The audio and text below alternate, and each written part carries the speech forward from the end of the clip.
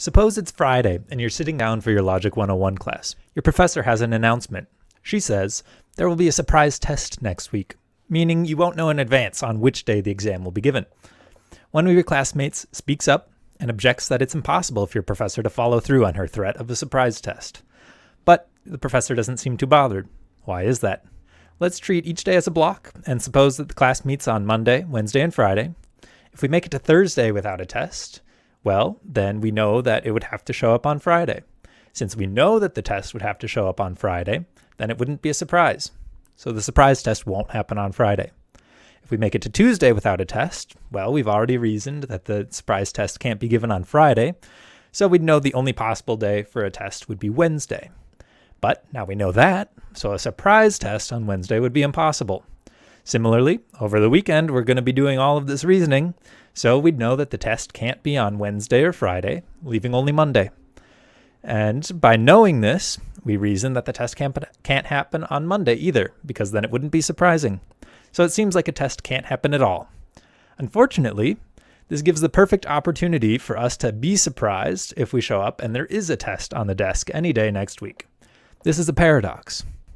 If we wanted, we could endlessly apply the same reasoning, feel like we're making progress, and then end up back where we started.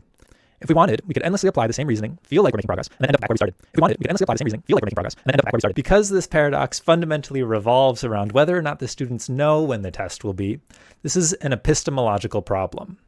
Epistemology is a word that first started showing up a couple hundred years ago, but is more or less the study of knowledge and has been inseparable from philosophy as a whole, basically since the genesis of Western Greek philosophy. One of the earlier answers was to claim that this was a self-defeating statement, a linguistic problem rather than an epistemic problem. The claim is essentially that by announcing that there will be a surprise test, there can no longer be a surprise test. Similar to if you tried to say, I am not speaking. There's no way for that statement to be true while you're saying it. But I am not speaking does not exactly parallel the surprise test because it immediately contradicts itself. Whereas our professor at least seemingly has some potential test days to choose from.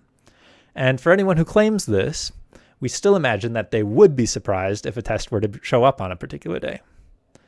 Another solution to this paradox is to say that it's not a paradox at all, and your classmate is just being naive to think that the test can't happen.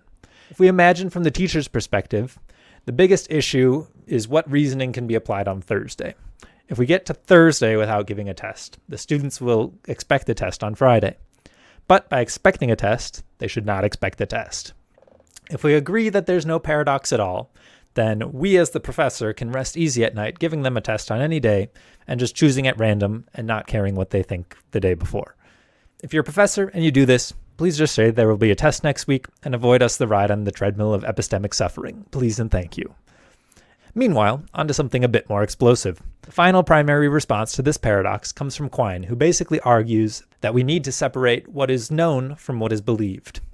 When the professor makes her statement, what happens? We, the students, go from having no beliefs about this particular proposition to now having some belief, probably in its truth, although maybe the professor was known to lie. That belief might not constitute knowledge, so when it gets to Thursday and I believe that the test must be on Friday, I don't know that it must happen on Friday. So it can happen and be counted as a surprise. This is the equivalent of detonating a thermonuclear bomb to stop the fly that's been bothering you, because knowledge is something that you and I and many other people rely on for the general function of life. And trying to draw this distinction between knowledge and belief in this case becomes very, very messy in others. So, what do you think? Is it possible for the students to be surprised?